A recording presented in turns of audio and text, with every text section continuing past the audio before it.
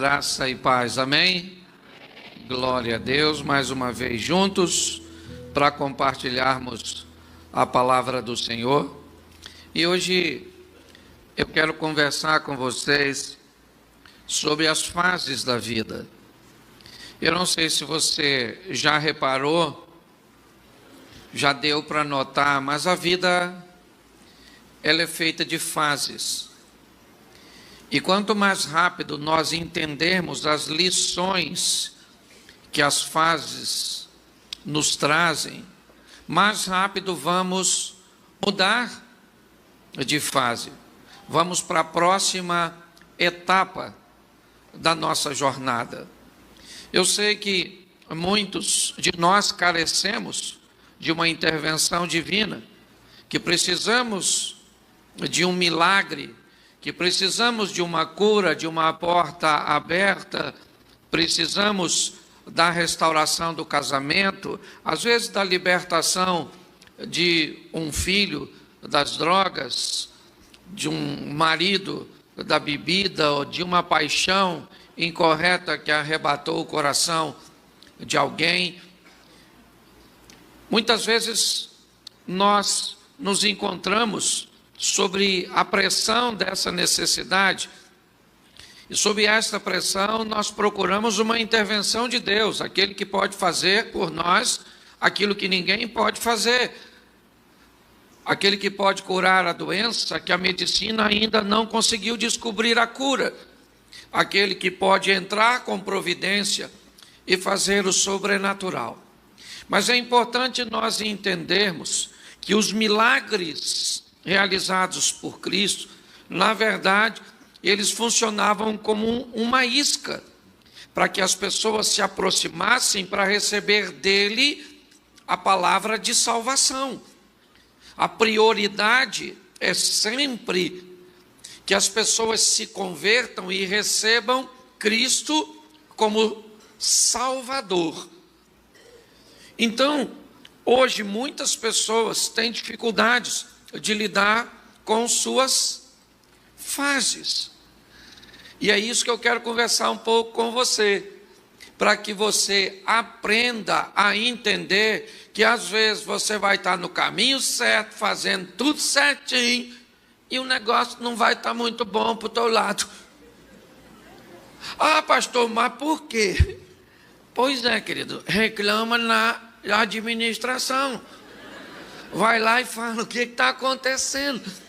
É importante nós entendermos isso. Quando nós sobrevivemos à fase difícil, normalmente, logo depois, vamos para uma fase um pouco mais amena, mais agradável.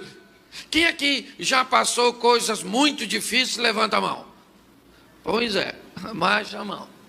Quem hoje está numa situação legalzinha, aí, maneira, meio que equilibrada, já não está naquele sufoco da face que você levantou a mão antes, levante a mão.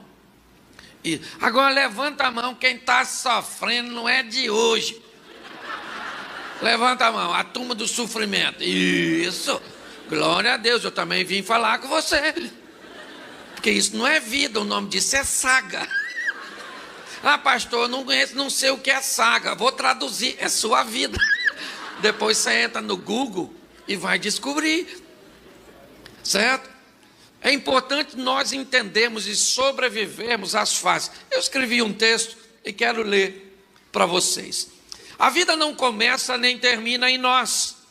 Nós somos apenas personagens temporários da vida que prossegue após a nossa passagem.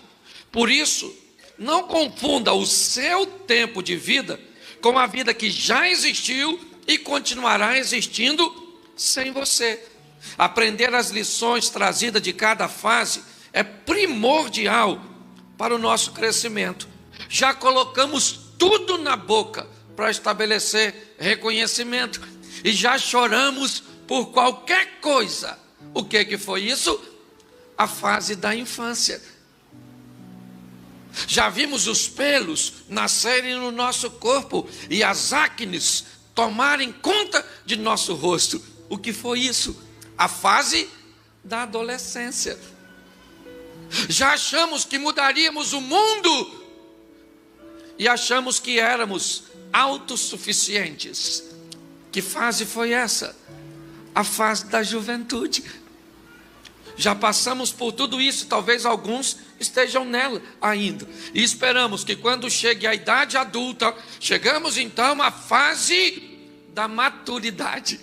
Só que eu tenho descoberto que pessoas chegam na fase adulta cronológica, mas com a idade emocional de adolescente. Eu conheço gente de 50 anos que ainda não sabe reconhecer as coisas, a não ser provando. Se casa com gente errada, faz negócio com gente que não... Por quê? Porque não aprendeu com a maturidade e ainda sente a dor de ter que provar tudo para depois medir as consequências. É importante nós entendermos que quando nos tornamos maduros, descobrimos que há outras maneiras de fazer reconhecimento, e não apenas colocando na boca, ou seja, provando, que existem momentos que precisamos chorar, e não somos super-homens, certo? Somos seres humanos. A Bíblia diz que há tempo de sorrir, mas há tempo de chorar, há tempo de ganhar, mas há tempo de abraçar, e há tempo de se afastar, há tempo de rasgar e há tempo de... Então por que é que nós não queremos o tempo que a Bíblia diz que tem que fazer parte de nossa vida? Entendeu? Por exemplo, tempo de ganhar. Tem gente que só quer ganhar. Pois é, querido, não dá, certo? Nós precisamos entender que quando a maturidade vem, certo? Nós vamos descobrir que tem época que nós vamos chorar. E pronto, ponto final. Quando for o dia de chorar, meu filho, não queira rir, porque você não é doido. Chore, chore, chore, chore. Um ente querido seu morreu. O que é dia? De chorar. A não ser que seja sua sogra. Aí não dá para chorar. Mas também não pode fazer festa. Tem que manter-se para não ofender o ente querido da serpente. Então, olhe bem, com a maturidade nós vamos descobrir que os pelos que nasceram no nosso corpo vão ficar brancos e muitos deles vão cair. Com a maturidade vamos descobrir que as acnes darão lugar às rugas trazidas pela idade. Vamos entender que não vamos mudar o mundo num contexto geral, mas podemos mudar o nosso mundo, a nossa casa, a nossa família. Vamos descobrir com a maturidade que não somos dependentes nem independentes, que somos interdependentes. Dependemos das pessoas e as pessoas dependem de nós. Hoje muitas pessoas sofrem muito quando vão lidar com as suas fases difíceis.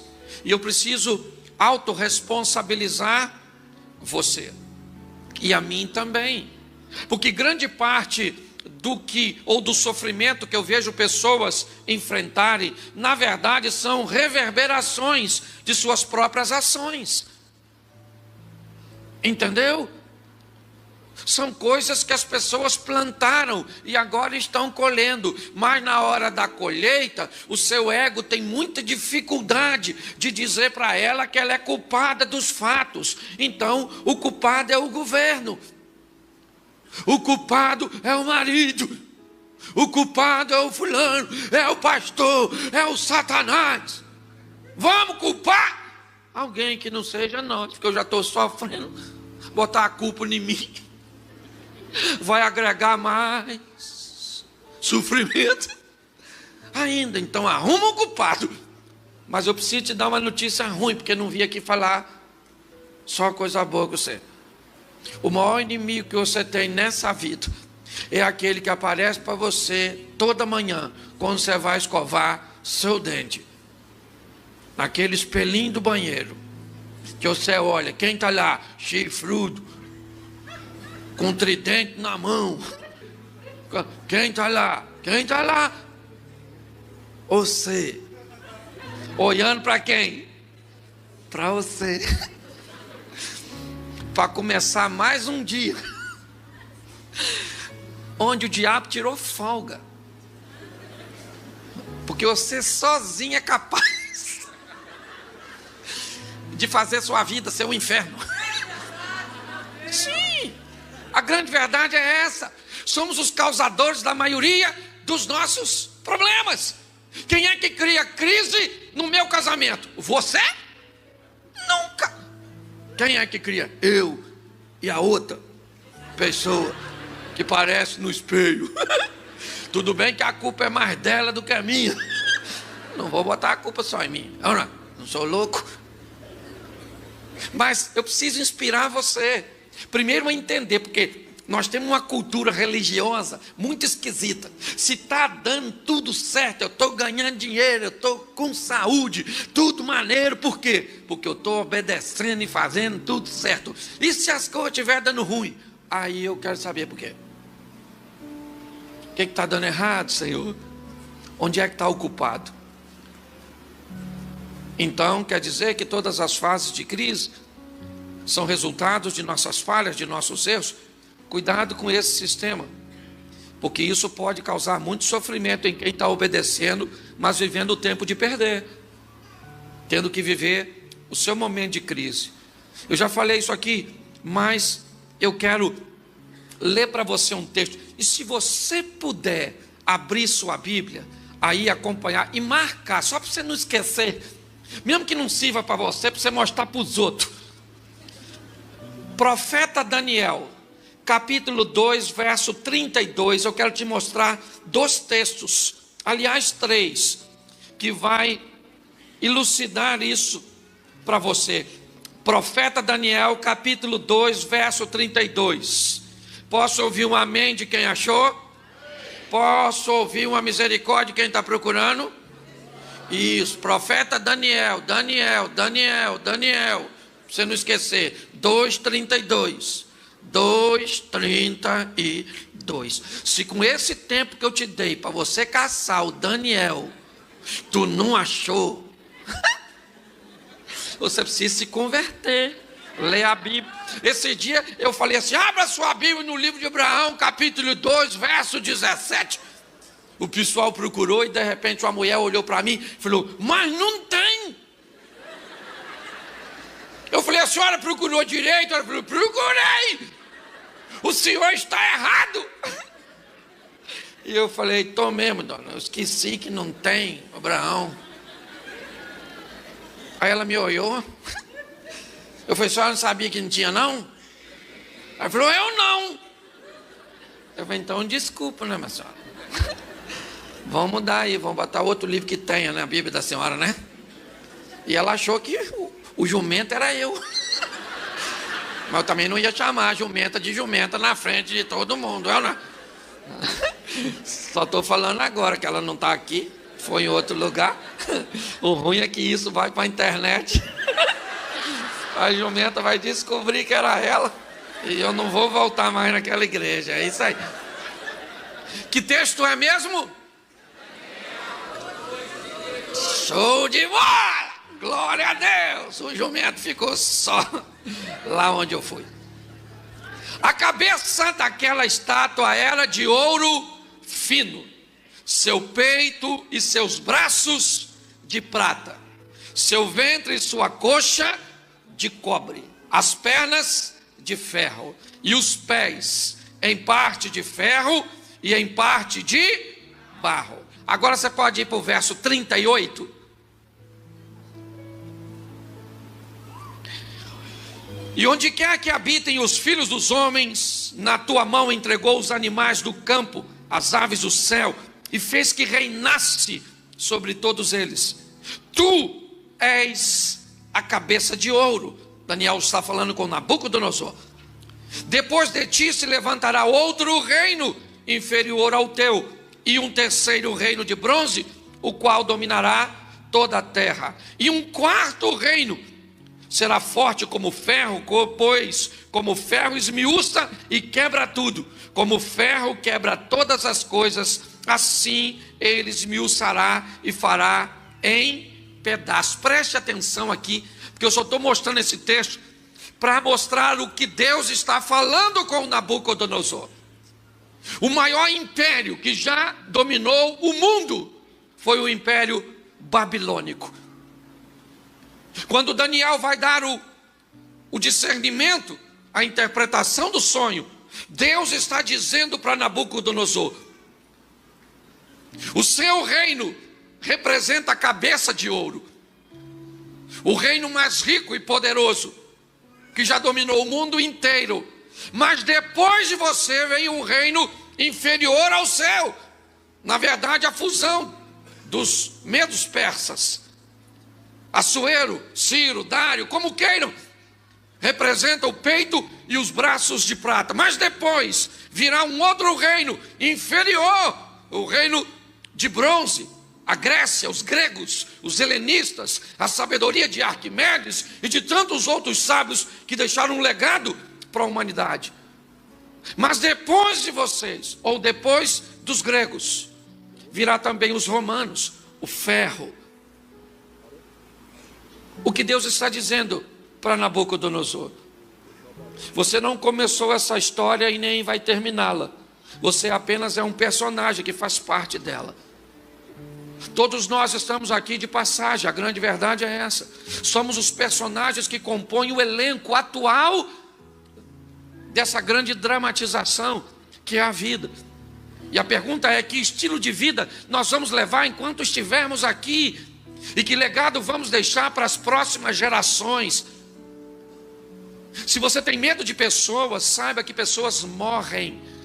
Tenham medo das ideias e dos legados que essas pessoas podem deixar para as novas gerações, dos valores, dos princípios. Esse, na verdade, é o grande inimigo. Pessoas morrem. Você tem medo de quê? De quem? Já, certo? Quer num acidente, quer numa morte natural, pode ter certeza. Homens não me assustam. O que me assustam são seus pensamentos, que podem se perpetuar e deformar as gerações futuras. Quando eu vejo essa mensagem, Deus está dizendo a Nabucodonosor o que vai acontecer no futuro, que ele é apenas alguém que precisa transicionar, que a história é geracional. Só que preste atenção, nesse texto, no capítulo 2, no verso 32, diz assim: você é a cabeça dessa estátua. E a cabeça era feita de quê? A cabeça era feita de quê? Me ajuda. E os peitos e os braços de? E o ventre de? E a perna de? Presta atenção. Capítulo 3 de Daniel, verso 1, eu queria que você lesse na tradução que você tiver. É importante você entender isso. Faz parte daquilo que eu estou querendo transmitir. Leia para mim o capítulo 3, o verso 1. Vamos lá. O rei Nabucodonosor fez o quê? Fez o quê? O que era de ouro? A estátua inteira? Sim ou não? Sim ou não? Deus disse que o que era de ouro na estátua? E Nabucodonosor fez uma estátua toda.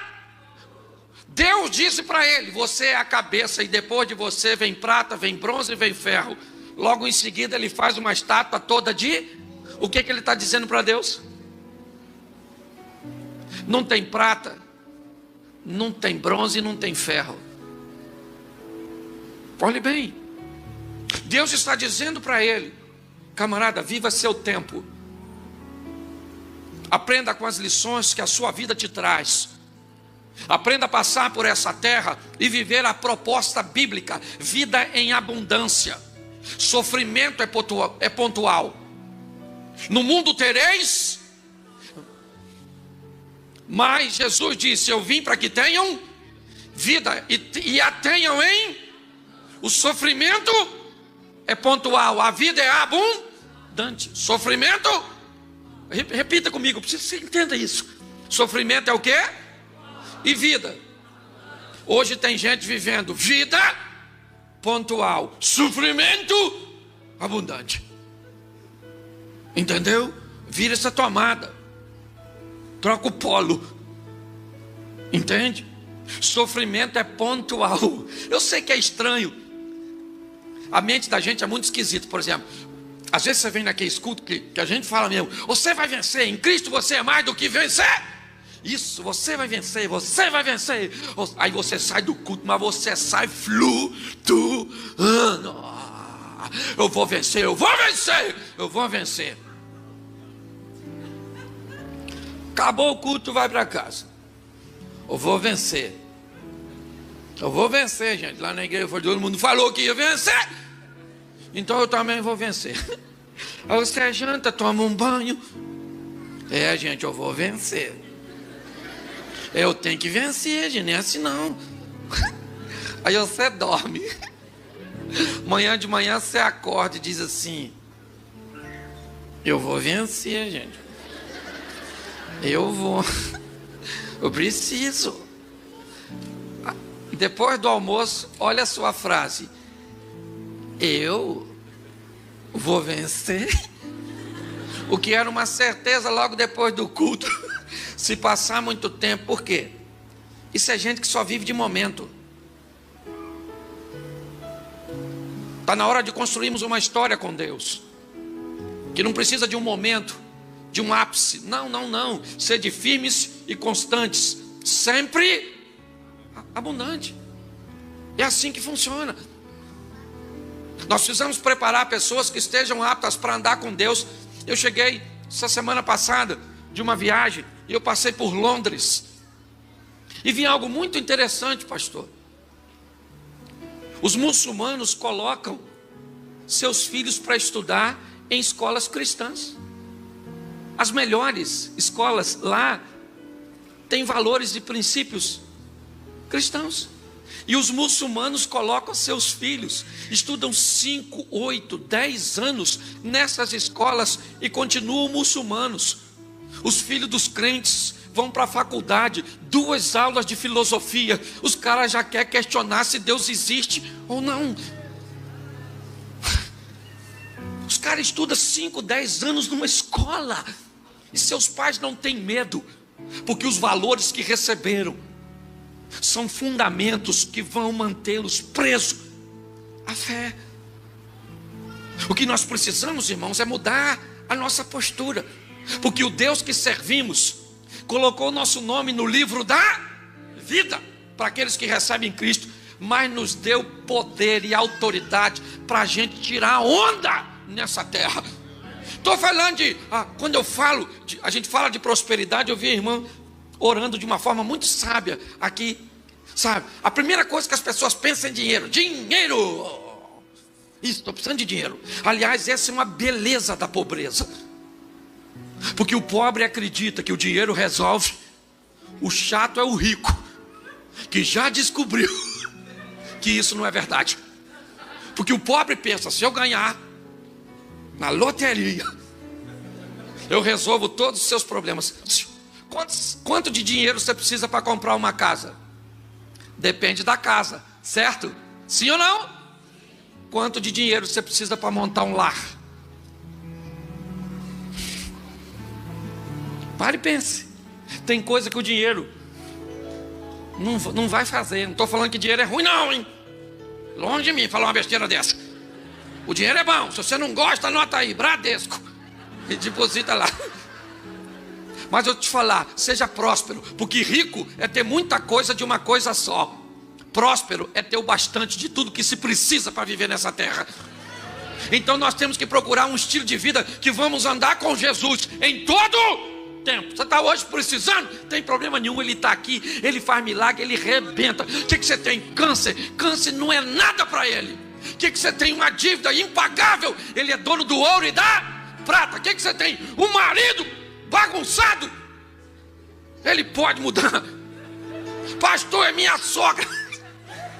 Ele é fera.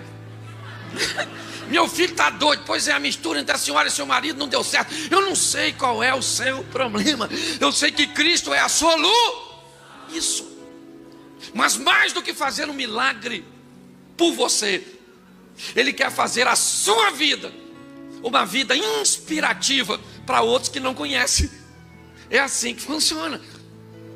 Então eu vou mostrar a você rapidinho, sabe? Alguém que aprendeu as lições da fase ou das fases de sua vida. E abra sua Bíblia. Eu sei que eu tenho que mostrar para você Gênesis 37, verso 3.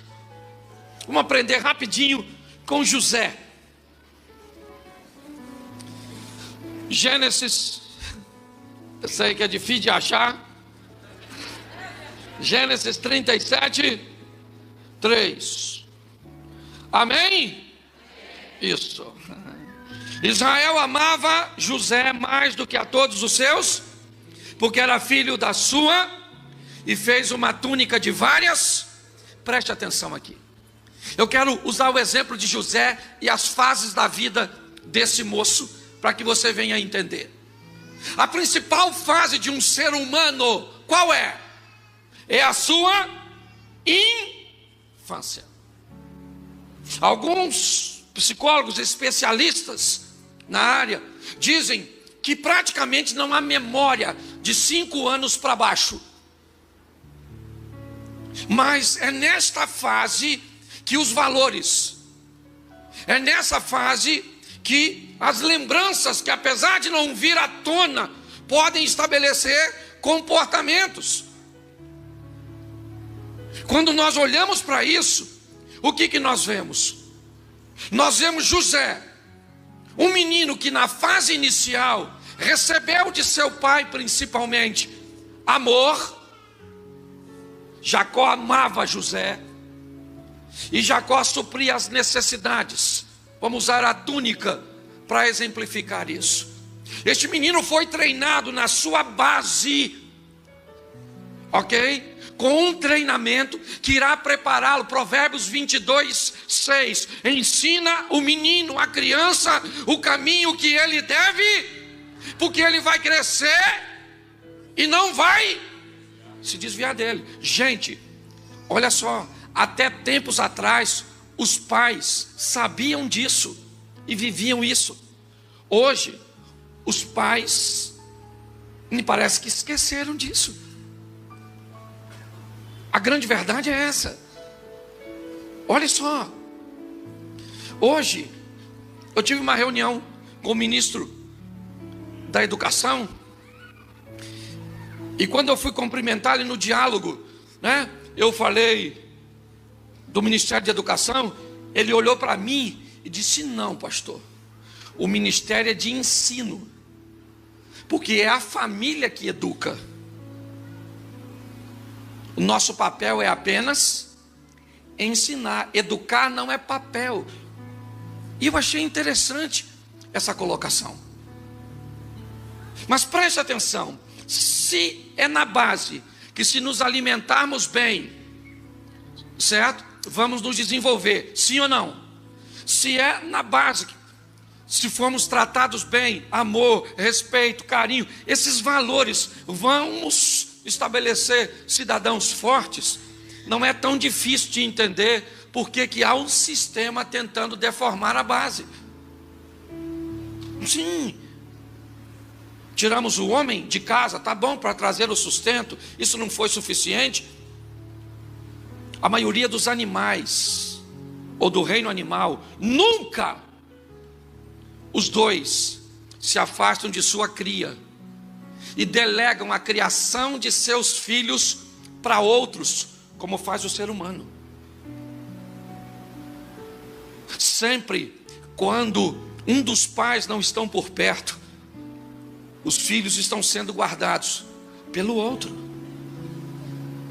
Hoje, quando olhamos essa geração, não é difícil saber onde elas vão. Por quê? Porque primeiro, a maioria delas não reconhece paternidade. Cadê as pessoas que deveriam ser para elas referência? Pastor, por que você está usando isso? Porque que eu quero transportar isso agora para a vida espiritual, pois é uma analogia nisso. Porque temos tantos crentes fracos, tantas pessoas que têm dificuldade de sobreviver aos tempos de crise, aos tempos de perda, aos tempos de escassez. A Bíblia diz que quando alguém se converte, acontece o que com ele? Ele nasce de novo. E se ele nascer de novo, e está havendo uma analogia com o nascimento do ventre na história de Jesus conversando com Nicodemo no capítulo 3 de João, o que nós vamos entender? Que se pessoas nascem em fé e não nascem num ambiente sadio, preparado, capacitado para ensinar essas pessoas, é fácil entender que a fé delas não vai conseguir sobreviver a muitas coisas. Por isso temos pessoas tão tristes, sabe? Quando o profeta diz: ainda que a figueira não floresça, ainda que o produto da oliveira minta, ainda que não haja gado no curral, ainda que não haja disso, todavia eu me alegrarei e me exultarei no Senhor. O que esse homem está dizendo? Ele está dizendo: eu estou preparado para viver todos os momentos, mas essa preparação vem de base. Eu quero que vocês entendam que treinar pessoas, fazer com que pessoas, principalmente que estão chegando agora na fé, fazer com que o alicerce dessas pessoas sejam fortalecidos para que elas entendam que o ambiente de milagre é extraordinário e sensacional, mas muito mais do que isso, existe uma vida para se viver ao lado de Deus. E esse é o grande desafio. Quando olhamos para José, vemos sua base, e a base foi tão interessante que o texto diz que os filhos de Bila e os filhos de Zilpa, mulheres de seus pais, ou de seu pai, certo? Que são seus irmãos mais velhos, têm comportamentos ruins. Quando eu fui olhar, José é o 13º filho de Jacó. O 14º é Benjamim, e tem uma menina chamada Diná. Quando eu fui olhar, Bila teve 2 filhos, e Zilpa teve 2 filhos. Raquel teve 2. São 13 filhos, e 2 são de Raquel, 2 de Bila e 2 de Zilpa. Sobraram 7, 7, 6, 13. Os 7 filhos são filhos de Lia ou de Leia. E o texto não me diz que Rúben, Simeão, Levi, essa turminha que são filhos de Leia tem mau comportamento. O texto diz que o comportamento ruim era dos filhos de Bila e o de Zilpa. O que isso me mostra? Que esse rapaz vai viver perto de gente ruim, sim ou não? Mas vai viver perto de gente boa. E quem escolhe que comportamento vai replicar é ele, segundo sua base. Deixa eu falar uma coisa para você. Nós temos a fase de viver perto de gente ruim e perto de gente boa. Você sabe, tem gente ruim no seu trabalho, tem ou não tem? Tem ou não tem? Mas tem gente boa. Tem gente ruim na sua família, mas tem gente boa. Tem gente ruim na sua vizinhança, mas também tem gente boa. Tem gente ruim na igreja. Tem gente ruim na igreja. Tem gente boa na igreja. E gente boa é muito maior o número do que gente ruim. Tem gente que é tão ruim, mas tão ruim na igreja, tão ruim, que eu acho que o Satanás não devia aceitar. Porque eu já desqualifiquei gente para entrar no inferno. Falei: Senhor, nem para o inferno serve. Isso é ruim demais. Dá para desintegrar? Não vai para lugar nenhum, para não estragar a vida de ninguém. Nossa, pastor, o senhor é pastor, não pode falar isso. Eu posso. Eu posso. Ruim. Dane-se, eu vou embora agora mesmo. Eu não estou falando de você. A não ser que você seja tão ruim. Mas provavelmente você não é. Escute só. Mas se isso está te ferindo, pode ser que você seja. Volte aqui para mim. Olha só, vai ter gente ruim em tudo quanto é. Isso afasta. Pastor, por que tem tanta gente ruim? Esse dia uma menina falou comigo: pastor, eu tenho o dedo podre para escolher homem. Eu falei: menina, fecha as mãos.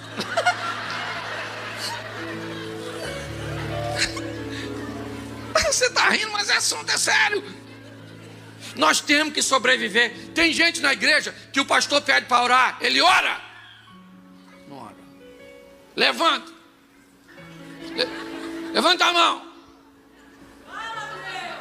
O culto não acabou.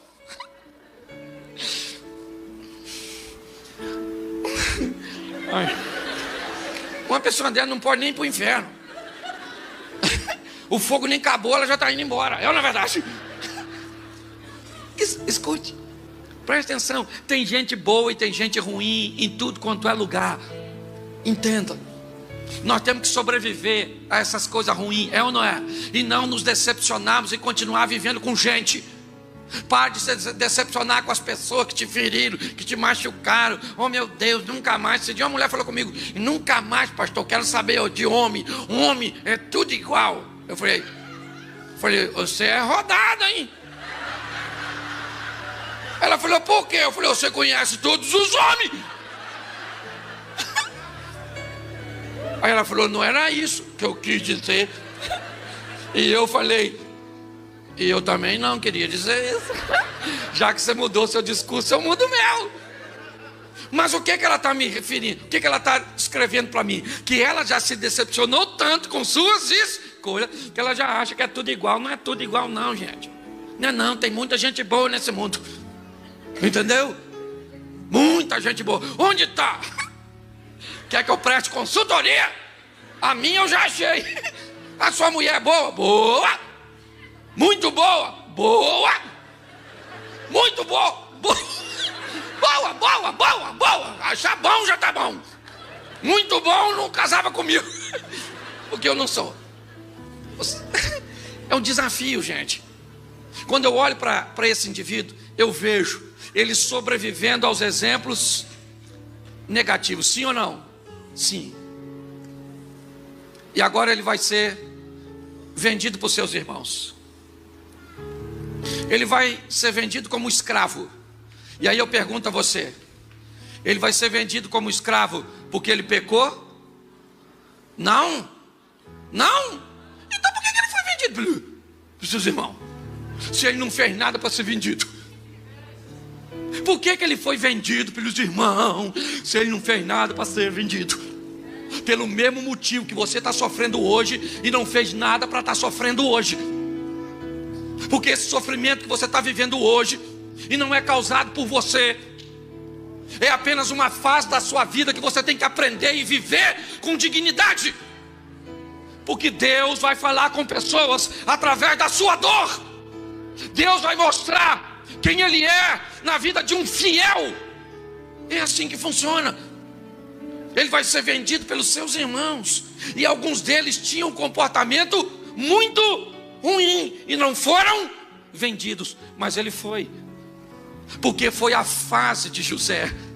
Que fase era essa? A fase de sair de perto de sua família, de perto de seus irmãos. Por quê? Por que ele foi o único que saiu? Porque ele ia viver coisas que ninguém viveu. Para de perguntar por que você está sofrendo. Para de perguntar por que você está enfrentando o que você está enfrentando. Para de perguntar o porquê. E busca a sensibilidade de entender para onde Deus está te levando. Entendeu? Deus quer te honrar. Deus quer que o nome dele seja glorificado através da sua vida. Entenda isso. Ele é vendido na casa de Potifar. Ele trabalha para Potifar, sim ou não? E ele na casa de Potifar, ele é o quê? Ele é o quê?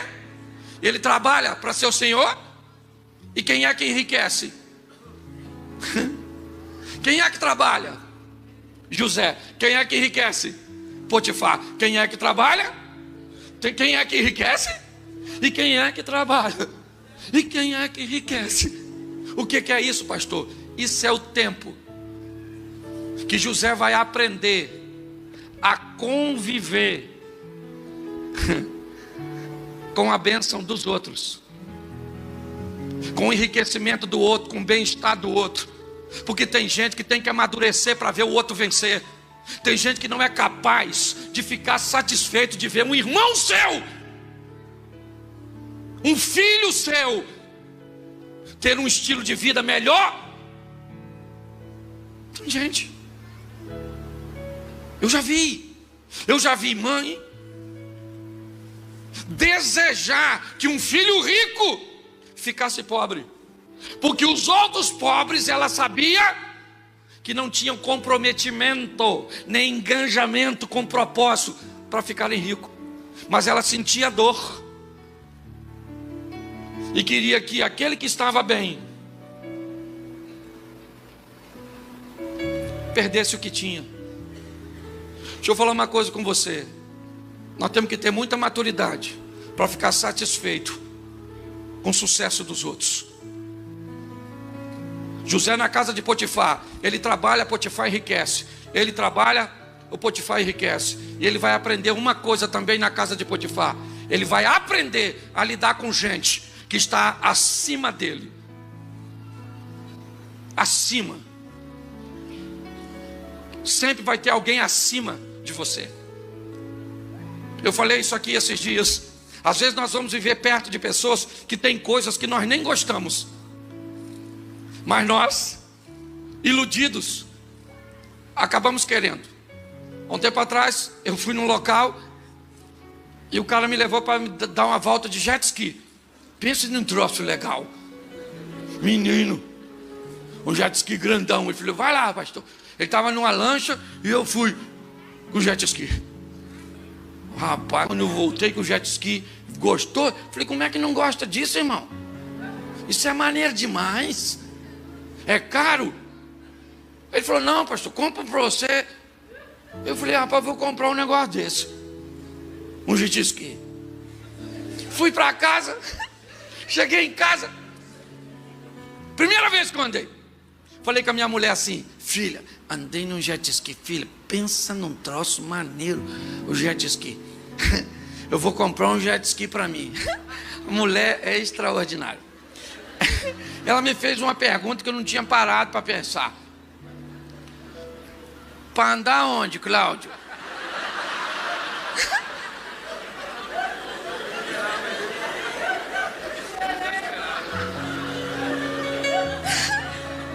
Eu fiquei caçando lá em Xerém um local assim com jet ski. Falei, gente, esqueci disso, querida. Deixa eu falar uma coisa para você. Grande parte das coisas que somos estimulados a ter não tem nada a ver conosco. É ou não é? É o que o outro está usando, é o que o outro está fazendo, é o que o outro. E se nós não tivermos o que o outro tem, porque sai o iPhone X, eu quero o X, o XX, o XR, agora sai o 11, se sair o 19, eu quero, para quê? Para quê? Ele tem 3 câmeras. Você é fotógrafo? Não. Pois é, ele tem uma conexão com Marte. Tu tem parente lá? Ô, gente, grande parte é ou não é? E os filhos da gente, ele quer o quê? O Xing Ling? Não, sua filha desse tamanho, sabe falar nada. É ou não é? Sabe nada da vida, nada. Ela quer a maçãzinha. Ela quer. Por que ela quer? Ela quer para chegar na escola, tirar.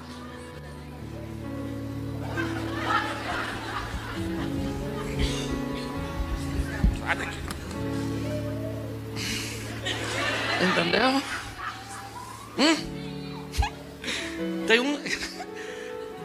Tem uns que tem o telefone, mas não tem como falar.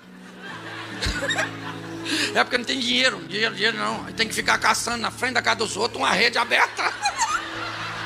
Sangue de Jesus tem poder. Deixa eu falar uma coisa para você, querido. Encontre a razão do seu viver e pare de querer viver a vida dos outros. Sabe por que pessoas não são felizes? Porque não têm aquilo que na verdade não querem.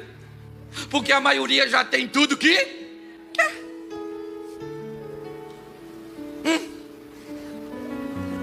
Tem uma história que um cara ficou perdido com a Sharon Williams naquela época. Hoje já está meio passada.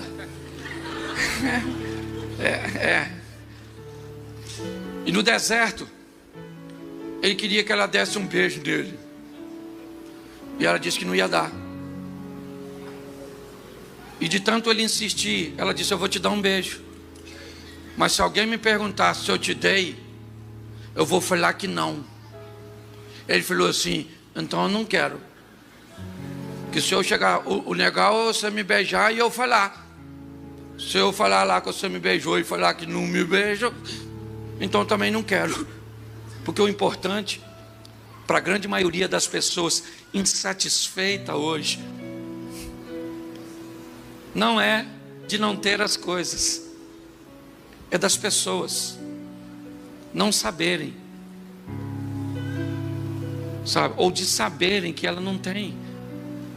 A casa de Potifar é uma grande lição de maturidade para José. Ele trabalha, o Senhor é com ele, e quem enriquece é o outro. Na casa de Potifar, ele aprende a lidar com alguém que está em cima, mas de lá ele vai para onde? Para prisão. Por que ele foi para a prisão? Porque não se deitou com a mulher do patrão. Então quer dizer que ele está na prisão, não foi porque desobedeceu, não, ele foi para a prisão porque obedeceu a Deus e honrou a Deus. E por que ele vai para a prisão? Porque era a fase da prisão.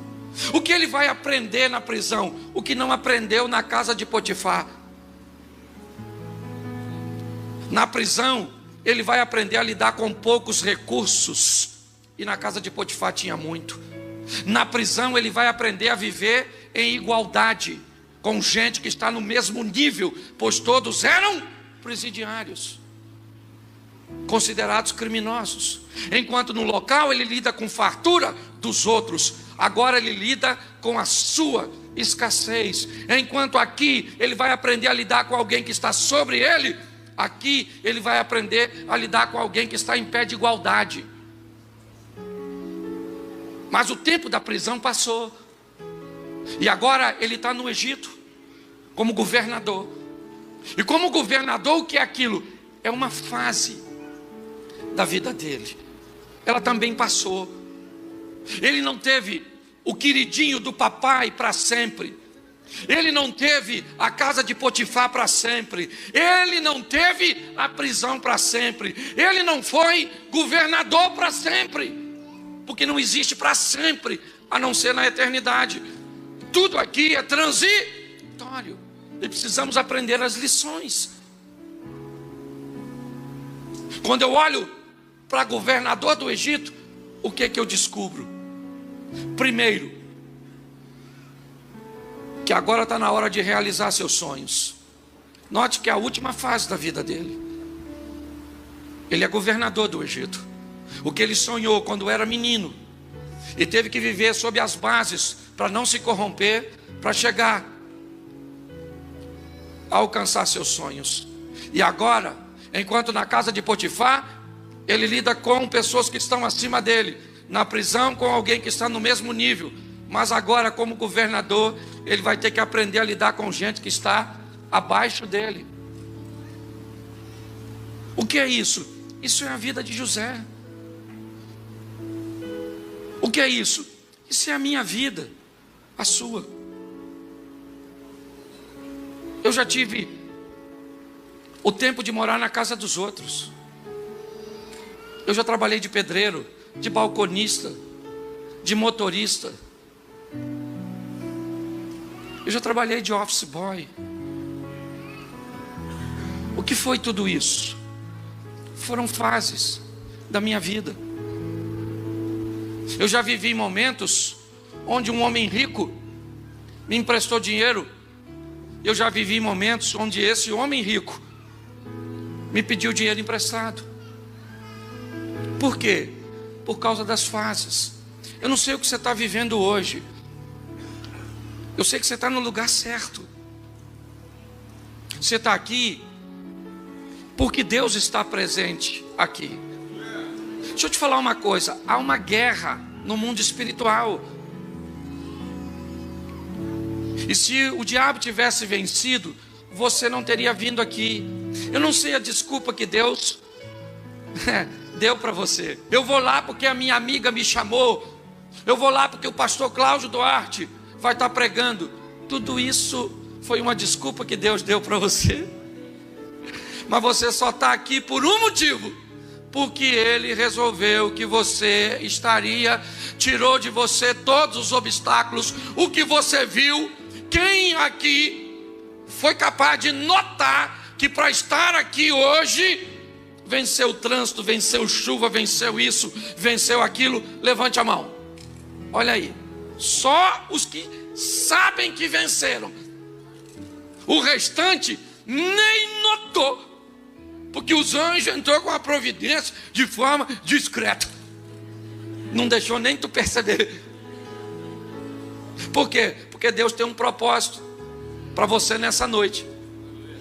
Dizer para você o seguinte: ó, eu estou a fim de tirar você do inferno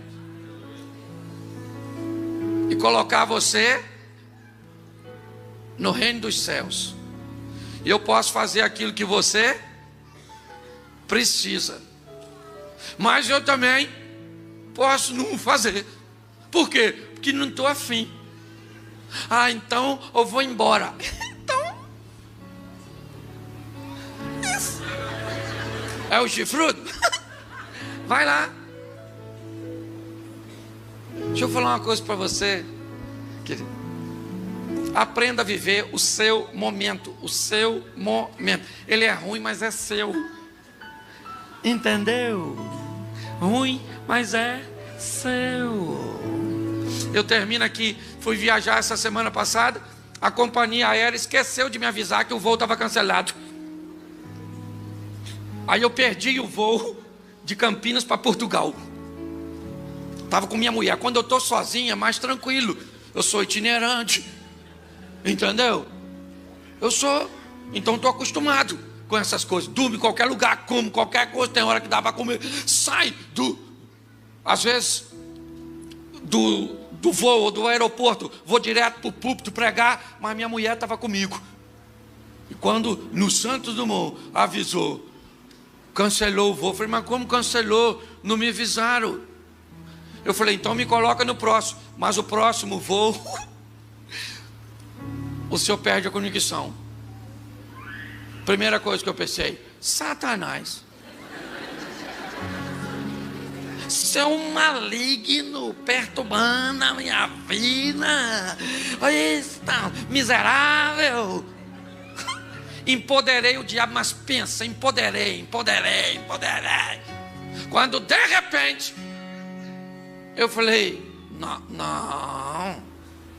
Ué, quem é que governa minha vida? É Deus. E por que eu pedi o voo? Que pedi? Que o avião vai cair? Não, porque tem muita gente no avião. Então não é só por causa da minha cara. É porque eu falei para minha mulher assim, vamos jantar lá no aeroporto. Jantamos. No dia seguinte, pensa, fui comer no restaurante, Paulo. Meu Jesus, uma burrata. Sangue de Jesus tem poder. Minha mulher me olhou depois do almoço, os olhos brilhando, aquela comida maravilhosa. E eu falei para ela, entendi por que nós tínhamos que perder o voo, para viver esse momento. Duas burratas, a sua e a minha. Deixa eu falar uma coisa para você. O que você está vivendo não tem nada a ver com o diabo. O diabo não governa a sua vida. Ele não tem poder para tocar em você. Porque a Bíblia diz que os anjos, Deus dá ordem aos seus anjos, certo? Para nos proteger, amém? Então nós estamos vivendo o quê? O que nós temos que viver. Então levanta essa cabeça sua. Entendeu? Ah, pastor, eu estou em fase terminal, vou morrer. Pois é, morra feliz, com dignidade. Entendeu? Antes de morrer, dá um beijinho no ombro e tchau. Ah, pastor, eu queria falar que ele vai me curar. E cura, mas tem hora que não cura não. Morre mesmo, estou falando sério. Pô, pastor, não queria escutar isso. Mas quando você chegar no céu, você vem falar, bem que o pastor falou que eu ia morrer. E olha como é que você vai morrer feliz. Pior se quem morrer foi eu hoje, não é? Viva o melhor de Deus. Entendeu? Porque é Ele que governa a sua vida. Quem governa a minha vida é o Senhor dos Exércitos. Então pare de ser profeta do caos. Se divirta, meu filho. Entendeu? Ah, pastor, casamento é bom demais. Não sei se dá para ser feliz, mas é bom. Certo? Eu aprendi uma coisa e termino aqui. Para ser feliz, quem é casado, levante a mão. Abaixa a mão. Repita-se comigo. Para ser feliz no casamento, só precisa de duas coisas: paciência e beleza. Isso, não precisa mais de nada. Porque se tiver indo tudo bem, beleza. E se não tiver, paciência. Isso. Graça e paz, boa noite a todos, amém? Isso, mais uma vez juntos, para compartilharmos a palavra do Senhor. Hoje tenho o privilégio, de ter minha esposa me acompanhando ali. O pastor já apresentou. Glória a Deus por isso. Bom, quem aqui está namorando aí, levante a mão. A turma do namoro. Isso, glória. Tem noivo aí? Tá vendo? Oh, que legal. Isso, tem a turma aí que tá fechado para balanço. Isso, legal também, vocês têm direito.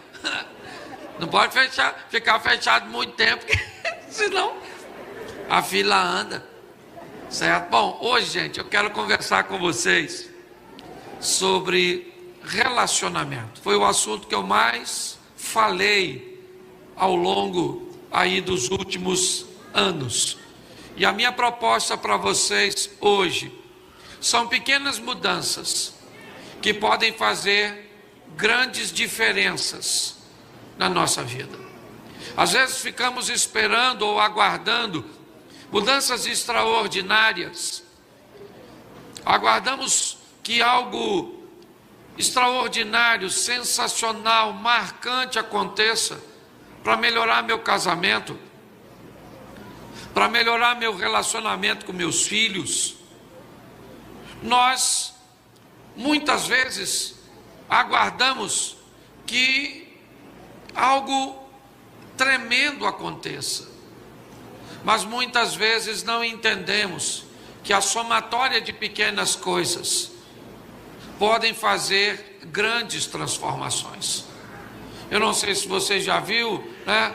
Eu não sei se ainda tem, mas anteriormente, né, alguns anos atrás, tinha um programa na TV chamado Pequenas Empresas e Grandes Negócios. Como pessoas conseguiam fazer de pequenas coisas algo tão marcante, seja prestação de serviço, seja um produto. Então hoje eu quero falar com você sobre isso. E eu preciso que você dê uma olhadinha num texto bíblico para ficar mais fácil. Gênesis, capítulo 2, verso de número 18. Gênesis 2, verso 18. Diz assim: e disse o Senhor Deus: não é bom que o homem esteja só. Far-lhe-ei uma ajudadora idônea para ele. Olhe para mim aqui, preste atenção. Deixa eu começar aqui direitinho, para ficar fácil. Eu tenho ali 45 minutos para falar, dá com sobra. Eu queria que você entendesse o seguinte: há uma proposta bíblica extraordinária para que todos nós venhamos construir uma família, um novo núcleo familiar. O texto está dizendo que Deus disse que não é bom que o homem, e a expressão homem aqui, deixa eu dar uma amplitude maior, né? E falar do ser humano. Não é bom que o homem, não é bom que a mulher esteja só. Mas isso não quer dizer que é obrigatório casar, só não é bom. Não é bom que fique só, mas se você quiser ficar só, ninguém tem que se meter na sua solidão. Entendeu? E outra coisa: ah, pastor, eu não gosto de mulher e sou homem. Isso não significa que porque você não gosta de mulher, você tem que gostar de homem. Às vezes você não está afim de nada. Ah, eu queria o quê? Eu quero nada, sou zen. Certo? Celto de Melo, mulher invisível. Alguma coisa desse tipo. Certo? Então tem muita gente que vem nesse mundo para viver uma carreira solo. Posso ouvir um amém de alguns? Então ninguém se meta na tua vida. Para dessa sociedade que fica cobrando casa. Casa você, miserável. E me deixa em paz. Casou, tem filho. Não estou afim de fazer esses remelentos. Dá licença. Certo? Então tem muita gente que acaba cedendo às cobranças, depois se lasca. Sabe? Se você não está afim de namorar, de casar, não se meta nisso. Até porque isso é para gente grande. Entendeu? Você quer ver como é que o negócio funciona? Presta atenção. Solteiro, levanta a mão. Glória a Deus, pode baixar a mão. Casado, levanta a mão. Olha só. Olha que beleza. Porque eles se lascaram, quer lascar vocês também. Você está rindo, mas o assunto é sério. Então, por favor, pare de fazer as coisas para agradar os outros. Você quer viver uma vida plena? Primeiro, faça algo para agradar a Deus. E depois para agradar você. E em terceiro, para agradar o outro. Primeiro Deus, depois você. Então, por favor, o texto está dizendo: não é bom. Mas se tu que... Por quê? Porque aí tu vai ficar velho. Tu não tem filho para cuidar de tu. Ainda que uns façam e fica velho. Também não cuida, não é garantia. Certo? Ah, vou casar para ter alguém que cuide de mim. Aí você casa. A mulher não cuida, o marido não cuida, então isso não é garantia. Então a primeira coisa que eu quero falar para solteiro, levanta a mão de novo, que eu tenho uma saudade disso. Isso. Certo? Deixa eu falar uma coisa para você. Se não tiver afim, não casa. Agora não pode fazer sexo antes do casamento, que senão tem um encontro com o chifruto lá depois dessa vida. É um troço chamado fornicação, tá certo? Então, resolvido? Não quero. Ah, pastor, eu não quero casar, mas eu tenho uns desejos fortes. Toma remédio. Mas não tem gente que toma remédio para aumentar a libido? Por que você não pode tomar para matar o seu? Se de uma menina me perguntou: pastor, o que eu faço para acabar com o meu desejo? Eu falei: toma remédio, miserável, toma remédio. Tá certo? Então vamos levar as coisas a sério aqui, apesar de eu estar falando de uma forma bem humorada. Suponhamos que você resolveu que vai construir uma família. Louvado seja o eterno, Deus disse que é bom, e se Ele disse que é bom, é porque é bom. Então deixa eu falar uma coisa para você que não quer casar, quer ficar solteiro pro resto da vida. É pior, porque Deus disse que é bom casar. Ah, mas tem coisa ruim no casamento, mas também tem coisa ruim na solidão e ficar sozinho. Então tem prós e tem contras, mas você tem o direito de escolher. Isso é assim. Mas suponhamos que você resolveu que quer construir uma família, quer namorar. Pastor, que idade eu devo começar a namorar? Segura essa, que ainda que muitos não vão gostar. Quanto mais tarde, melhor. Certo? Ah, eu quero namorar com 12 anos, que eu me sinto uma mulher. Mas não é mulher para arrumar a casa, para fazer as coisas de nada de casa. Para beijar. Aí já é uma mulher crescida. vendo Chiquitita e a mulher crescida. Só a graça do Eterno, ok? Então, quanto mais tarde o menino quer namorar, já se sente um homem. Vai levar tempo, meu filho, ok? Então esse negócio de namorar com 11 anos, 12 anos, 13 anos, 14 anos, 15 anos, para mim, ó, até porque intimidade é uma via de mão única. Entendeu? Quer viver em santidade, demora mais. Por quê? Porque é mão única. Intimidade. Tá namorando, deu um beijinho, do beijinho pro beijão. Dá a mãozinha pro mãozão. E você sabe, não fica olhando para mim com essa cara, nossa, o que é isso que ele está falando? Para de palhaçada, que Deus sabe que você já viveu. Então o assunto aqui é sério, tá certo? Então, beleza, se puder prolongar esse negócio para namorar mais tarde, vai trabalhar primeiro, estudar primeiro, arrumar recurso financeiro, emocional e espiritual para construir uma família. Amém? Então tá bom. Pastor, como é que eu escolho uma pessoa para casar? Isso é fácil. Entendeu? Os critérios de escolha são fáceis. Difícil é arrumar alguém para passar neles. Pastor, o que a Bíblia diz para casar? Primeiro, segundo a Bíblia, é aconselhável que você se case com alguém que professa a mesma fé. Por quê? Porque isso já dá uma ajuda. Pelo menos os dois vão caminhar na mesma fé. Certo? Se é espírito, os dois vão para o espiritismo. Se é protestante, os dois vão para a igreja. Se é católico, os dois vão levando o terço. E louvado seja o Eterno. Tá certo? Vai ajudar bastante, mas não é sinônimo de sucesso.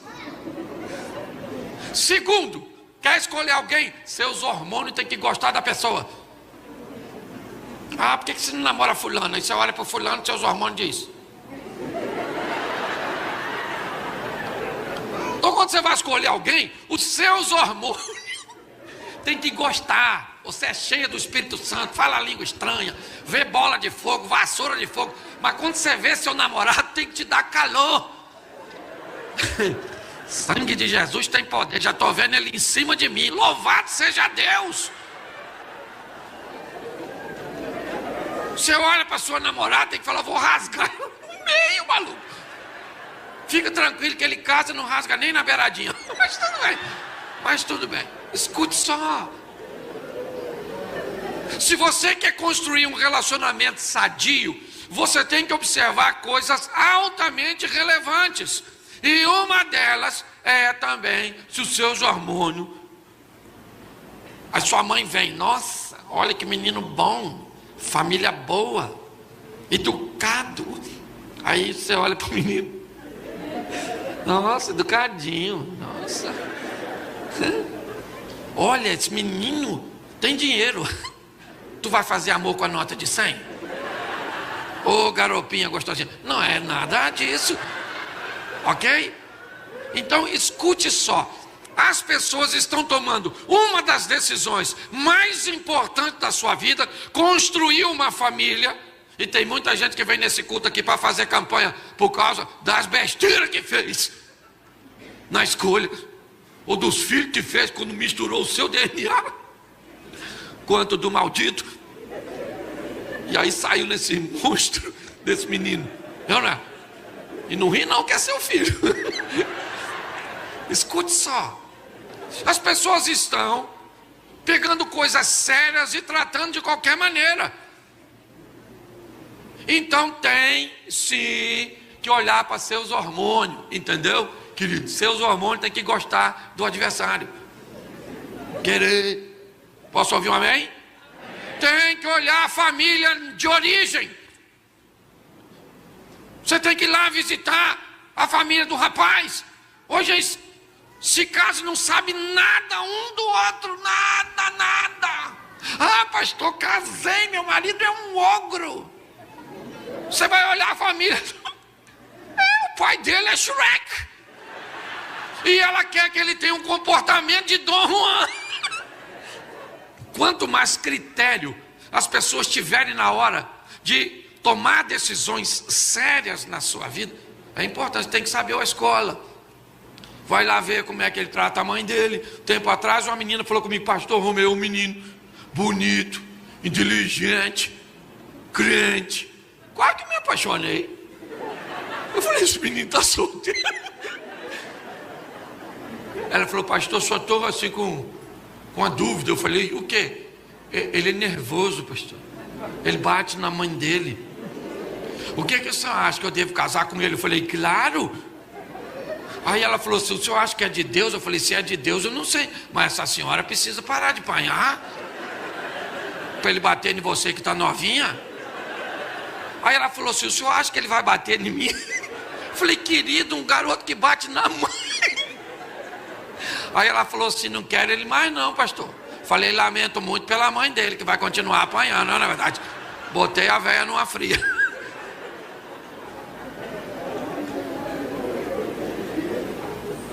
Nós temos que dar uma olhada de onde a pessoa veio. Sabe qual é o problema da geração? Elas pulam na piscina para depois ver se tem água.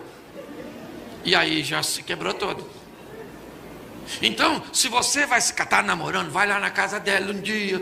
Fala com ela assim: nossa, queria comer um bolo. Ela diz: eu vou ali na padaria. Traz aquele de laranja. Já deu ruim, mano. Aí você pergunta assim discretamente: você não sabe fazer um bolinho? Aí ela olha no cozinho: nada. Entendeu? Isso significa que ela está reprovada? Não, não é nada disso. Só significa que você tem que trabalhar mais para ter grana, para pagar alguém que vai fazer um serviço. Quer casar com um cara que não sabe fazer nada. O cara vai trocar se o chuveiro parar de esquentar, ele tem que ligar para light. Você está rindo, está assim de homem, desse jeito. Um cara que não sabe fazer nada. Ele faz sobrancelha. Isso ele faz com maestria. Certo? Estou criticando não. Estou só dando informação. Senão já, nossa, o pastor veio aqui hoje nervoso para bater na gente. Não, só estou querendo que você se casar, você sabe onde você está entrando. Que casamento, para Deus, não tem rota de fuga e nem saída de emergência. Entrou, já era. Hashtag chupa essa manga. Então as pessoas precisam levar isso a sério. Vai lá, dá uma olhada, conversa sobre o futuro. Eu quero ter um filho. A outro diz: eu quero 5. Negocia. 2 não, 3. Beleza. Mas não tem casa, não faz nada. Uma bagunçada danada. Certo? E aí vai casar. Deixa eu falar, o que é noivado? Noivado não é passaporte para fazer sexo. Noivado é o período que você namorou, descobriu que é essa mulher mesmo. Ah, pastor, eu estou caçando uma pessoa perfeita. Se achar, deixa em paz. Para que você quer alguém perfeito? Para você desgraçar a vida da pessoa. Você é perfeito? Não. Então não pegue ninguém perfeito, até porque não tem. Pastor, quem é a pessoa certa para casar? Não tem pessoa certa. Eu vou fazer 30 anos de casado com aquela mulher. Você acha que ela é a pessoa certa? Nunca foi. Ao longo do tempo, eu estou construindo alguém certo e ela está descobrindo, certo? Como ser uma pessoa produtiva na minha vida e eu na vida dela. Eu não sou o certo para ela, nem a certa para mim. Não é porque eu falo de casamento. Tem dia que nós queremos matar um ou outro, né, filho? E às vezes dá mais uma vez essa vontade. Às vezes o outro está dormindo, você olha: nossa, matava agora, olha.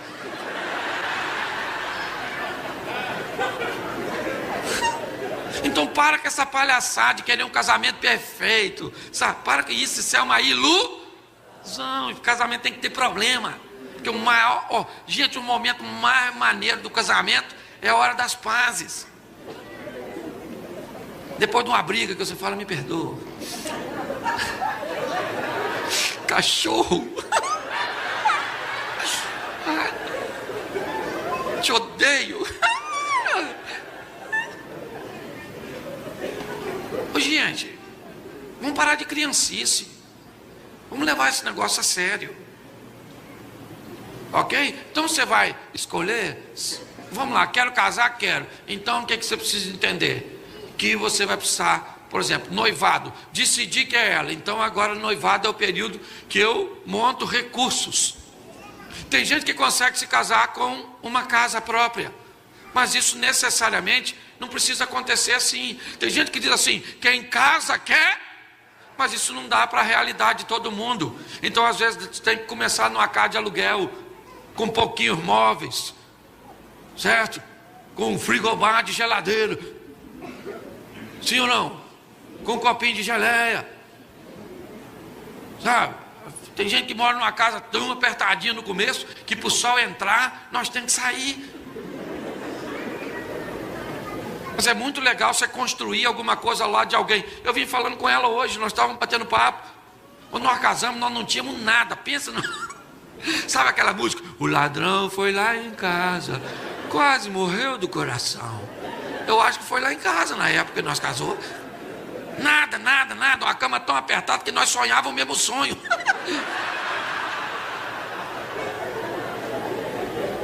Mas ao longo do tempo nós construímos. Hoje você olha para mim, o Cláudio tem um ministério no Brasil, é alguém reconhecido. Mas se você notar, 50% das histórias que eu conto tem a participação dela, porque eu não sou nada no meu ministério sem ela. Até porque, gente, falar aqui é mole, mas eu posso ser uma fraude. Vim aqui falar muito bem e tratar aquela mulher muito mal. Pare e pense nisso. Então tudo que eu tenho, tudo que eu sou, metade é daquela mulher que muitos de vocês nunca viram abrir a boca. Mas é a minha dona. Dá licença. Dá licença, meu amor, eu te amo com todas as minhas forças.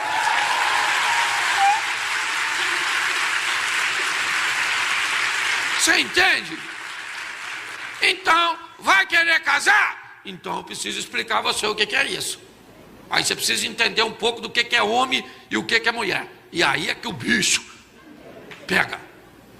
Que é muito diferente, muito diferente, muito diferente.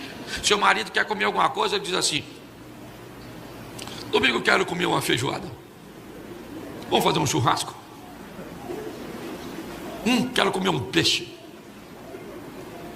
Sua mulher fala assim: nossa, queria comer um negócio diferente, assim, negócio gostoso, assim. Se o cara não for maduro, tenta adivinhar, se lasca. Quer comer o quê, filho? Hambúrguer, hambúrguer, hambúrguer. Já tô uma jamanta, ainda vou comer hambúrguer. Você quer o quê? O chocolate? Quer que meu rosto fique em frangalho? Quer comer o quê? Veneno? Preste atenção, a dificuldade. Isso é maneiro. 3 homens estão num shopping, certo? Um quer ir no banheiro, às vezes numa praça de alimentação. O que é que o cara fala? Dá licença aí, gente, que eu vou dar um pulinho no banheiro ali. Já volto já já. Sim ou não? Tem 3 mulheres, uma quer ir no banheiro, o que é que ela faz? Vão ali no banheiro. Aí a outra fala assim: espera aí, vão no banheiro. Ela... vontade coletiva. E o pior, chega lá no ambiente, uma senta para fazer, as outras 2 conversam com a outra que está fazendo. Pensa tu, homem, sentado no vaso. E aí, mano, beleza? Isso aqui tá maneiro.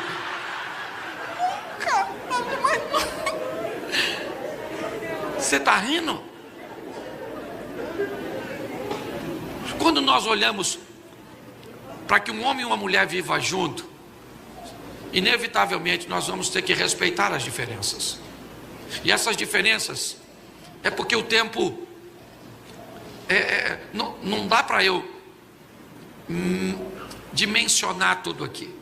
Mas nós temos os horários que aprendemos na casa, os costumes que aprendemos em casa, as nossas preferências, as nossas maneiras de fazer as coisas, que quando se contrapõem com a maneira do outro fazer a coisa, a mesma coisa que eu descobri, aquilo que é feito no mesmo horário, que, gente, solteiro, como é que você, levanta a mão, solteiro, isso, aqui, como é que você dorme? Você dorme como você quer, porque você é solteira. Você dorme pelado, vestido, com cabeça para lá, para cá, ventilador, luz acesa, apagada, porque você é solteira. Casa, filha. Casa. E um troço tão simples que é dormir. Um quer aceso, outro quer apagado. Um tem calor no pé, outro na cabeça. Um quer agarradinho, outro quer espaçado. Dorme. E também tem acordar. Acordar. Um acorda cedo demais, faz barulho. Bate as coisas. Acende a luz. Aí o outro diz, acabou com o meu dia. Você está rindo de quem? Eu só quero que você adapte isso. Gente, é muito legal, mas tem que ter muita maturidade para se casar. Hoje as pessoas estão levando isso de qualquer maneira. Eu caso, se não der certo, eu já vou chegar nesse ponto já. Então você vai casar? Vou casar. Você só precisa entender uma coisa. Antes de você casar, as coisas são suas. Depois que você casa, você sai da primeira pessoa do singular e vai para a primeira pessoa do plural. Agora eu não sou mais eu, somos nós. Antes eu digo eu compro, agora eu digo eu posso comprar. Antes eu dizia eu vou, agora eu digo posso ir. E numa melhor da possibilidade, vamos. Certo? Porque se a gente não examinar também a casa um do outro, a família do outro vira a antessala do inferno. Eu já falei isso aqui diversas vezes. Por quê? Porque tem família aglutinada, família dispersiva, família de lobo, família de hiena. A família, por exemplo, se eu só usar esse exemplo, família dos aglutinados. É a família do tudo junto. Pensa, domingo, a comida na casa de um só e vai chegando a gente de van. Que as crianças correndo, bagunceira. O povo não leva nada para ajudar na comida, só a fome. Vai chegando, vai amontoando as coisas, quebra tudo. Parece que o Katrina passou na tua casa. Maneiro. Desse tipo de família viaja para casa de praia, 50 pessoas numa casa de 2 quartos. Come no mesmo prato, bebe no mesmo copo, enxuga com a mesma toalha. Sabor com o mesmo sabonete. Pendia com a mesma escova. Escova o dente. Feliz da vida. Vão no banheiro, deixa aquele cheiro. Ainda abre a porta que é para o coletivo respirar, para acabar mais rápido. E é todo mundo feliz, gente. Não tem nada de errado nisso. Para de botar defeito nessa família. Só que não é a única. Tem a família oposta, que é de quê? Do dispersivo. Quem que é dispersivo? Aquele povo que não gosta de gente. Entendeu? Parente de eremita. Seu ancestral é abominável, o homem das neves. Aquela pessoa que não quer visita, não visita ninguém, não quer conversa. Odeio conversar. Ai, gente. Tem algo de errado com esse povo? Sim ou não? Não, o problema é que o miserável do dispersivo casa com glutinado. Domingo de manhã, o dispersivo acorda pensando: hoje eu vou aproveitar a minha solidão. Quando de repente alguém abre a porta e entra, porque parente de glutinado não bate. Eles igual fantasma, eles aparecem do nada, em bando, parece que estão assim, fazendo migração. Sabe? Chega todo mundo, aí o dispersivo quando vê aquilo, sabe o que ele faz? Esconde. Num quarto, se fecha. Aí o cônjuge tem que mentir. Nossa, ele não dormiu nada essa noite. Tá com a dor de cabeça até mentira, ele não gosta de tu. E por que que casa? Gente, por que que casa? Eu não consigo entender. Casa de aglutinado é maneiro. Quem aqui é aglutinado? Levanta a mão, aglutinado. Levanta aí comigo. Eu sou aglutinado até a alma. Minha mulher é dispersiva, até na alma. Certo? Eu gosto de furdunço. Casa de aglutinado, nós come e fala ao mesmo tempo. Criança se mete na conversa de adulto. Comida está servida, a criança está passando, o nariz está escorrendo, nós vamos no nariz dela. Quer uma coxinha? Você sabe que eu não estou mentindo. Mas eu quero dizer que isso, para um dispersivo, é a morte. O dispersivo fala, isso é uma porcilga. E essa véia é a porca chefe. Nunca mais eu volto aqui. Você está entendendo que as pessoas, elas não têm problema, elas criam. E depois vem perguntar para mim, pastor, o que eu fiz da minha vida? Casou. Você entende?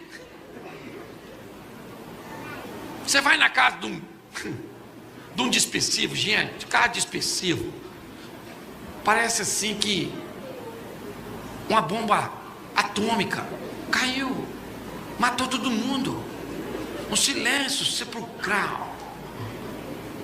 A mesa pequena, 2, 3 cadeiras no máximo. Sabe o que tem em cima dela? 2 torradas, um potinho de geleia light, um bolinho pequenininho com água fervendo e 2 sachês de chá de camomila que eles vão tomar, comer e jantou. Um glutinado. Cada glutinado é muita comida, comida, comida e comida e comida e comida e comida e comida.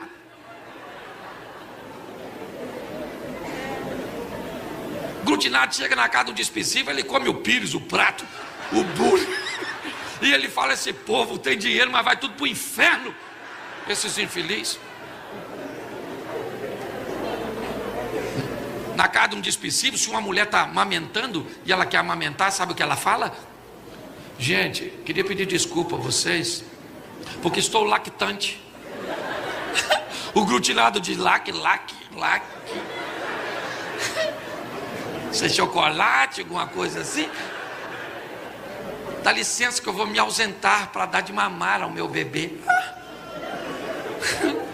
Ela vai lá pro quarto, certo? Tem o sutiã, que tem um zíper, e amamenta o bebê na casa do glutinado. A criança quer mamar, a mãe fala assim, ô gente, repara não, isso aqui é um bezerro. Na frente de todo mundo, puxa o peito, põe pra fora, enfia o menino. Aí alguém conta uma piada, ela ri, o bico sai da boca. O garoto tenta pegar de novo. Ô gente, olhe pra mim. Porque o que eu estou falando é sério. Eu só queria que você entendesse que isso se chama apenas de fé e não defeitos. Pare de botar defeitos nas diferenças que você deixou de observar quando se casou, gente. Ah, queria que ela gastasse menos. Casasse com a filha de um economista.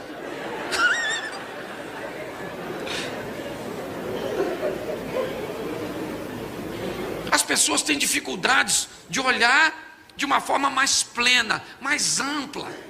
Note que eu só estou falando de coisa ruim. Quase 45 minutos. E você está se divertindo. Só das desgraças que eu estou falando. Então, sabe o que eu descobri ao longo da minha caminhada? Que pessoas não estão casadas com a pessoa errada. Elas estão agindo de forma errada ao lado da pessoa certa. Você não precisa trocar de cônjuge, você precisa trocar de postura. Mas aí nós temos um problema, a tal da miopia. A dificuldade de ver defeito nosso. Quando é dos outros, nós vemos, gente. Mas o nosso, até porque se o outro fala demais, ele é o quê? Ele é o quê? Fofó, linguarudo, mexeriqueiro, se mete na vida dos outros. Se você falar demais, o que que você é? Positivo, sincero, honesto, gosto das coisas certas.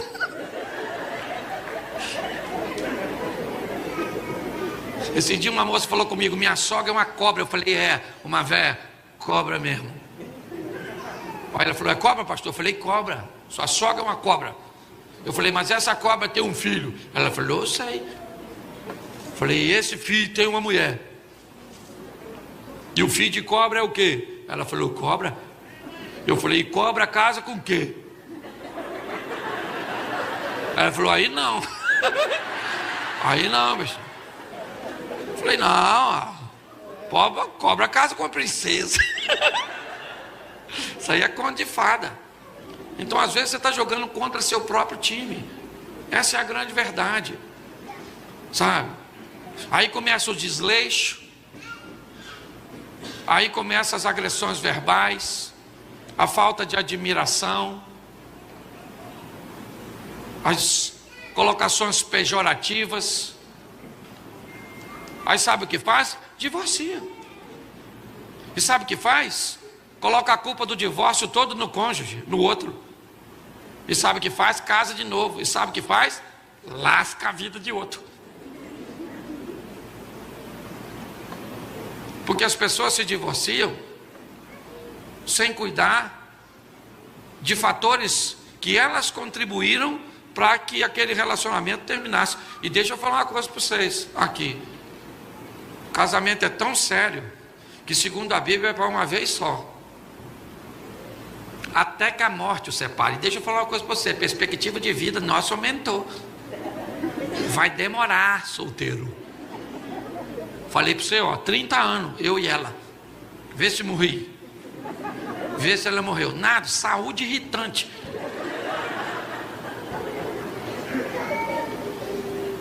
Entenda bem. Aí nós vamos vir para a igreja, vamos louvar e bendizer o Senhor e vamos voltar para casa, onde ficamos a maior parte do tempo.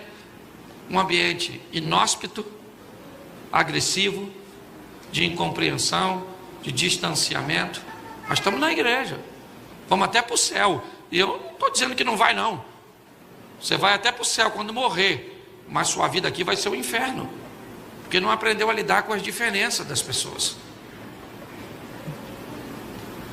Não aprendeu a pegar aquilo que é bom de cada um, porque todo mundo tem. Se você não consegue enxergar nada de bom nos outros, isso significa apenas que você não tem nada de bom. Porque todo mundo tem alguma coisa para contribuir. E nós, como igreja, trabalhamos para que a sua vida melhore na sua casa. Mas como é que isso vai acontecer se você sequer é capaz de entender que pessoas são diferentes? Você não é capaz de entender que, por exemplo, um relacionamento sadio, ele é feito de razão e de felicidade. O que é isso, pastor? Razão é aquilo que eu defendo para dizer quem eu sou, que eu estou vivo. O que é felicidade? Felicidade é aquele momento que eu não estou nem aí para se há razão ou não. Eu quero ser feliz. Tem gente que opta por ser feliz o tempo inteiro num relacionamento. Faz isso não, porque já já você descobre que você deixou de viver, que você não tem mais querer, que ninguém pergunta mais a você se vai, se não vai, se quer ou se não quer. Nego diz onde vai, coloca você dentro e vambora. Isso é uma vida horrorosa. Mas se você quer ter razão sempre, você é um chato que vai terminar sozinho. Porque um relacionamento sadio, ele é feito entre razão e o balanceamento, razão e felicidade. Tem dia que eu quero ter razão e eu brigo pela minha razão. Mas tem dia que ela quer a razão dela.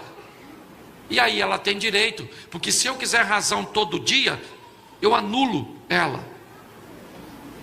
Tem dia que nós vamos sair no lugar onde ela escolhe. E se eu estou com vontade ou não de comer aquela comida naquele dia, não é relevante, porque aquele dia é o dia da razão dela. Nós ainda temos um filho solteiro, que também tem o direito de ter razão na nossa casa. Então tem dia que é uma casa de campo, tem dia que é uma casa de praia, tem dia que é uma pizza, tem dia que é um hambúrguer, tem dia que é um ovo frito. Isso é equilíbrio, maturidade. Mas pastor, por que você está falando isso num culto de campanha? Porque não tem mais nada precioso do que Deus quer para a nossa vida, que é uma vida harmônica. Que seu filho olhar para você e para sua mulher e dizer: poxa, eu quero ser igual papai, eu quero ser igual mamãe. Você sabe por que muitas dessas garotadas não querem se casar? Porque os exemplos às vezes são bem ruins, são desafiadores. Vamos deixar um legado, fazer da nossa vida um teto que funcione como um piso para a próxima geração. Nós temos que aprender a ensinar essa turminha a cuidar de seu maior patrimônio, que é a sua casa. Mas nós estamos vivendo com uma geraçãozinha aí, ó, que não apanhou. Eu sempre termino aqui falando disso. Quem aqui apanhou, levanta a mão. Aí, levanta a mão aí fora quem apanhou também. Isso, louvado seja Deus. Olha lá, quase todo mundo, estou olhando aqui. A mãe descia o porrete, sim ou não? E batia mesmo, batia, mirolha. Chinelo na mão de mãe faz curva. Bumerangue. Ela pega aqui, você faz a curva lá, ela ataca. Lembra? Apanhava ou não apanhava? Cascudo, beliscão, milho, de joelho. Quem aqui tem mais de 40 anos e olhava e viu o pai contar uma mentira e falou assim: mentira do senhor, papai? Levanta a mão. Aí, só uns 3 que provavelmente usa prótese. Estou brincando, viu? Que na nossa, era ou não era? Faz o que eu falo, mando, e não faz o que eu não. Fuma, menino. Fuma que eu te arrebento. Essa geração, pequenininho, tem resposta para tudo. Parece que você já tem curso de direito na barriga. Esse dia eu fui perguntar ao meu netinho. Meu filho falou assim: pai, ele deu uma mordida nas costas da garotinha. Meu neto tem 2 anos, lá na classe. Falei: Miguel, você mordeu a garotinha. Ela pegou meu brinquedo. Falei: menino, já está se defendendo dessa idade. Deixa eu falar uma coisa para vocês, gente. Sabe por que nós demos certo? Porque nós não tínhamos quase nada e apanhamos com força. Eu não sei se faltou comida na sua casa, mas surra. Não é? Até quando você chorava que estava com fome, apanhava. Ô menino comilão, o almoço atrasou, apanha. E se comesse demais, apanhava. Se não comesse, apanhava. Era uma surra atrás da outra. E o que a Bíblia diz? Que porque nós apanhamos, nos tornamos pessoas de bem. Porque a Bíblia está lá escrita assim, ó: a vara da disciplina tira a loucura do coração da criança. O que a Bíblia está falando? As crianças tudo nascem doida, bate para consertar. Estou fazendo apologia à violência doméstica não, tá bom? Se não tem alguém do conselho tutelar, sai daqui algemado. Ninguém criou lei quando nós apanhou. Agora, na hora de nós bater... Um tempo atrás, falei com meu filho mais novo, eu vou bater em você. Ele falou, não fiz nada. Eu falei, eu não quero justiça, eu quero vingança. Você está rindo? Mas deixa eu te explicar e fecho aqui. Pastor, se eu me casar errado, posso me divorciar? Pelo que quiser. Esquenta não. Você pode se divorciar pelo que você quiser. A mulher não cozinha, a mãe dela é chata, certo? Ele ronca, é estéril, não pode ter filho. Você divorcia pelo que você quiser.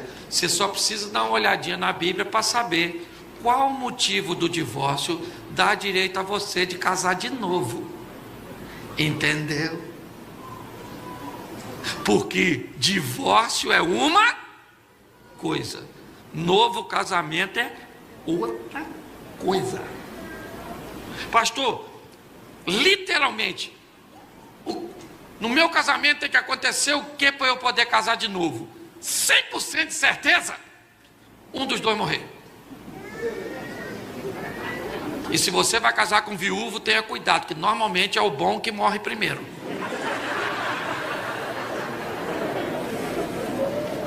Porque Deus dá uma chance para o mal se recuperar. Pastor, e se adulterar? Bom, se adulterar também tem uma rotinha de fuga. A minha pergunta é: será que o traído não foi motivação para que o traidor brotasse? E aí eu pergunto, se uma mulher deixa um homem, usando um exemplo rápido aqui, se uma mulher deixa um homem 6 meses sem sexo e ele adultera, você acha que ela foi instrumento? Não justifica, ok? Mas você acha que ela contribuiu para que ele adulterasse, sim ou não? Sim ou não? Ok, então você só cuidado. Então por isso eu quero desanimar você, nos dois sentidos. Eu quero desanimar você a casar antes da hora, a ficar atendendo esses apelos que eu falei aqui no começo. Eu quero desanimar você a divorciar. Esse marido é ruim, mas é seu. Essa mulher é o cão chupando manga. E você é o quê? Marido do cão que chupa manga. Pronto, já dei um título para tu. Fica de pé, porque eu estou em cima da hora, eu tinha tanta coisa para falar, mas a gente está acertando. Dia 21 eu estou de volta, então eu vou continuar a mensagem de hoje. Posso ouvir um amém? Amém. Então fecha seus olhos, pode fechar que ninguém vai pegar nada seu. E aos solteiros, caminho para a vossa liberdade. E aos casados, pegou perpétua. Feche seus olhos, feche seus olhos. Eu quero orar, agradecer a Deus. Pai, muito obrigado por essa noite, e nos dê a consciência de que casamento é coisa séria, é bom, mas não é obrigatório. E quem deseja entrar, que saiba onde está entrando, porque é um projeto do Senhor que não é brincadeira. Quero abençoar cada família, cada lar, esses meninos e meninas, essas moças, esses rapazes, esses homens e essas mulheres que hoje estão sós. Abençoa os seus filhos, dê a eles forças vindas dos céus, para viver uma vida de santidade, e para se casar sim, se esse for seu projeto. Mas se não for, não é para viver uma vida promíscua, mas para andar na tua presença. Abençoa todos os casados, e quero declarar nessa noite, que eles são casados para sempre, para a honra e glória do teu nome. Quero abençoar cada família, todos os lares, pelo poder do nome de Jesus. Você pode aplaudir o Senhor? Pastorzão? Yesu ziloni sikuna zibaleleke okweni balaka ngamanga ibebeze ulaka badiza ngenkululeko kodwa bonke kuyifathe intukuthelo yami umlilo webubule shiso ku yakashula ngidliza inkoko uhleba kwabakwazi ukuthulisa ukhuthuma kwesibazi zami ikhuphuka phezulu isimfoni yomfutheka ikhetshi ngelimambe besiteji senkululeko Isimpaphe ezinolile ngonyalwazo kodwa bazobona nginamandla phakade konke ukushaya kwenhliziyo yami ucingo lokuvukela angisoze ngathula ngizophakama ngaphezu kwakho konke imimoya yashintsha hleba phakathi kwesihlahla isithembiso senkululeko bengiyawupholile yabalula ngamaphiko ami ngelela ubusuku ngiyifeelings ekhuphukayo enokwakhanya yokushaya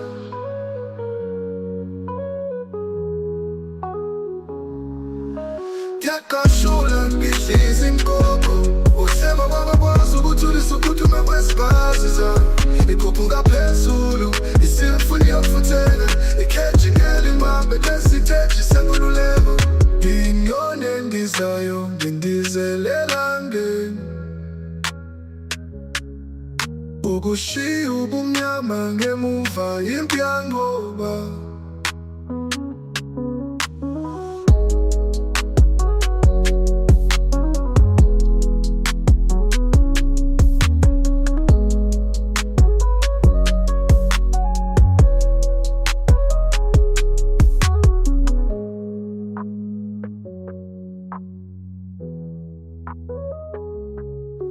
Isimpaphe ezinolile ngonyalwazo kodwa bazobona nginamandla phakade konke ukushaya kwenhliziyo yami ucingo lokuvukela angisoze ngathula ngizophakama ngaphezu kwakho konke imimoya yashintsha hleba phakathi kwesihlahla isithembiso senkululeko bengiyawupholile yabalula ngamaphiko ami ngelela ubusuku ngiyifeelings ekhuphukayo enokwakhanya yokushaya nginyone endizayo ngindizelela ngeni ukushiya ubumnyama ngemuva impi yangoba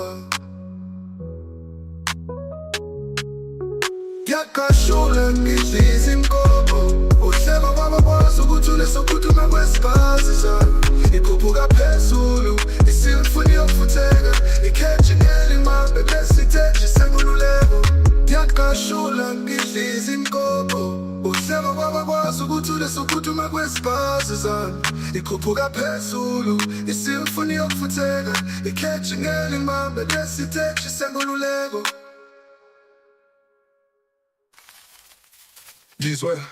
Izwe izinyoni zikhula zivaleleke ehokweni Bolakangamanga bebebezelulaka bayibeza ngenkululeko Kodwa konke kuyifatha intukuthelo yami umlilo wekubhula Ishiso kubi Yakashula ngihlezi inkoko uhlema kwabakwazi ukuthulisa ukuphuthuma kwezibhazi zami ikhuphuka phezulu